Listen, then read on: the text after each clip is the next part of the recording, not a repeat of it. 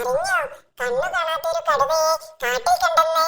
ഹേ, കണ്ണു കാണാത്ത കടുവയോ? എവിടെ? അതറിയില്ല. എന്നോട് ഇക്കാര്യം പറഞ്ഞത് കൊമ്പ് പോയൊരു പോത്താ.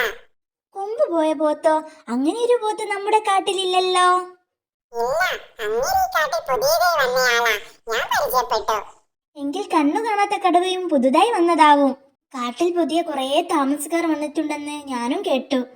കണ്ണു കാണാത്ത കടുവ എവിടെയുണ്ട്? അത് എനിക്കറിയില്ല. കൊമ്പ് പോയ പോത്തിനോട് ചോദിക്കണം. ഷടാ, കൊമ്പ് പോയ പോത്ത് എവിടെയുണ്ട്? മൂക്കൻകുന്നിലുണ്ട്. സൂത്ര, കൊമ്പ് കാണാത്ത കടുവ എങ്ങനെയാണാവോ ജീവിക്കുന്നത്? കൊമ്പ് കാണാത്ത കടുവയല്ലടോ, കണ്ണു കാണാത്ത കടുവ.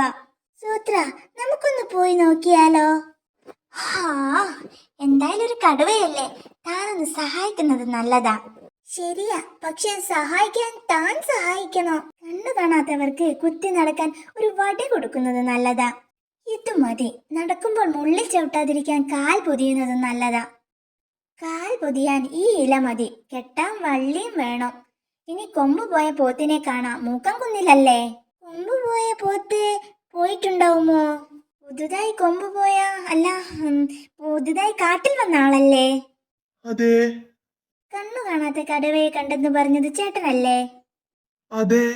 ആ കടുവയെ ഒന്ന് കാണണമല്ലോ. ഏ അപ്പൊ തനിക്കും കണ്ണു കാണില്ലേ?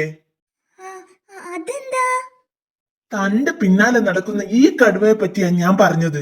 ഒത്ത തടിയും ആരോഗ്യമുള്ള ഒരു കടുവ ഒരു പീക്കിരി കുറുക്കന്റെ പിന്നാലെ നടക്കണമെങ്കിൽ അത് കടുവയ്ക്ക് കാഴ്ചയില്ലാഞ്ഞിട്ടെന്നാ ഞാൻ വിചാരിച്ചത്.